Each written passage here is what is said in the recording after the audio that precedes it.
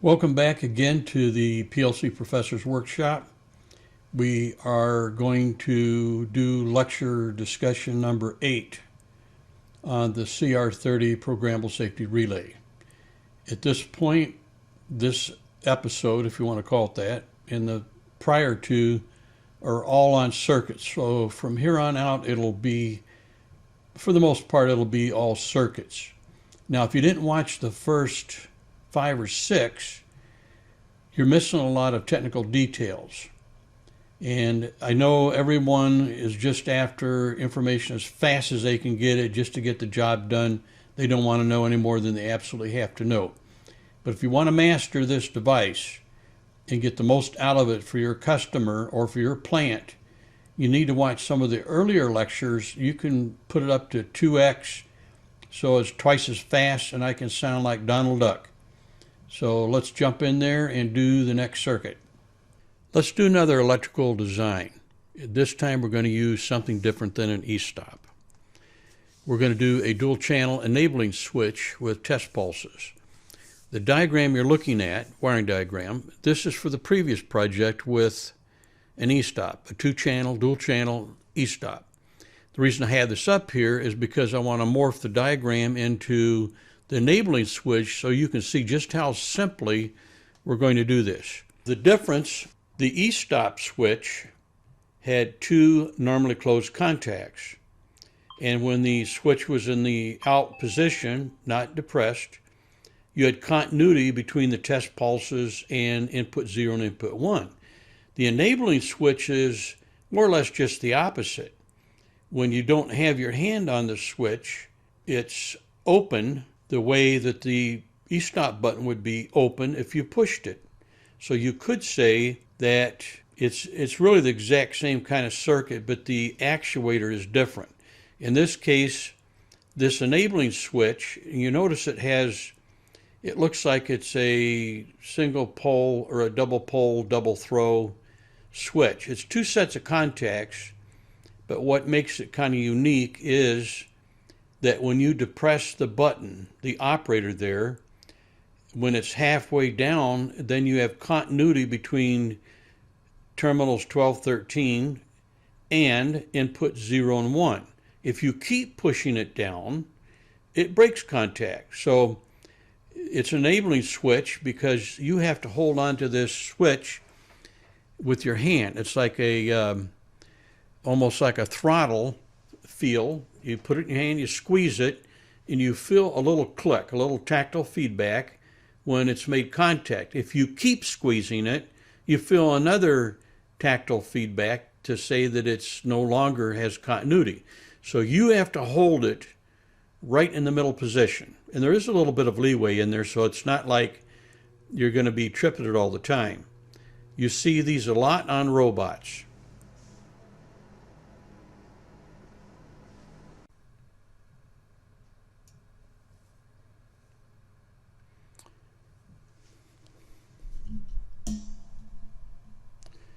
Just for the sake of argument, we're not going to follow the exact same connections used in the manual. Instead, we're going to go to our logic to edit it, and we're going to grab an enabling switch and drag it in over here. And notice that it came up with the next 2 unused safety inputs, 2 and 3. It also has 4 source A and B for test pulses, 12 and 13. So you're probably asking, how can you use the same 2 set of test pulses on 2 different devices? Real simple. What it would produce if you use, say, 14 and 15 isn't going to be any different than on 12 and 13. So you might as well not use up any more of your I/O than you have to. So we're looking at test source A and B to come from terminals 12 and 13, which means we can expand off the wiring that we already have. Now, the fly in the ointment here might be that we have an immediate off for the emergency stop button. And we can do the same thing with the enabling switch. I'm going to stick my neck out and experiment right in front of you. Now, enabling switches, the project that I just went over on the YouTube there, the engineering project, we had an enabling switch, but it was part of the pendant for the Fanuc robots. So the pendant itself has an enabling switch on the back side. Some people call it a dead man switch. If you let go of it, everything stops. But an enabling switch goes one step further. Not only if you let go of it does it stop, if you squeeze it too hard, it stops. So let's make this an OR condition instead of just doing a completely separate application with enabling switch. So I'm going to go down here and grab an OR and put it up here. I'll make it a 2-input OR. So I will delete that connection. Actually, you know what? I can delete that pass-through and bump that OR up to logic level A. Then I'm going to reconnect through here. So now I'm saying that if my emergency stop is in a safe state, or rather has continuity to both contacts, no discrepancy, then we can turn on outputs 18 and 19. Or if our enabling switch is in the correct state, we could go to advanced settings. I'll leave the discrepancy time at 2 because I don't want to fool with any discrepancy faults. I don't want to get too complicated here. So let's try this puppy out. It's real simple. I'm just making this up as we go. This wasn't what I was originally planning on doing, but I thought, why not? So let's save this guy. And I'm going to save it as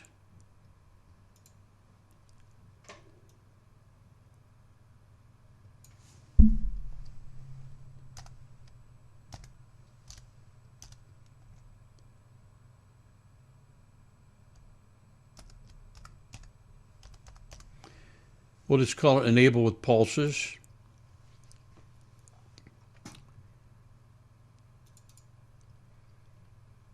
Now let's connect. And what we should expect to see is a message saying that what we have doesn't match what's in that device once we pick it. Because remember, you could have more than one Guardmaster CR30 hooked up to Ethernet IP. So it doesn't know yet. Yep, current project does not match. Download. I heard a click. That means that the CR30 went in the program mode. It's successful. Change it back to the run mode. Yes, I'll hear a click. You probably didn't hear it, but I did. Let's verify it just for grins, so we don't have to deal with that flashing LED. I heard it click again. Yeah, okay, now listen. I hear it click again. So you see, what that tells me is that when we verify, we are actually downloading something to the CR30. Go back to edit logic and everything looks good.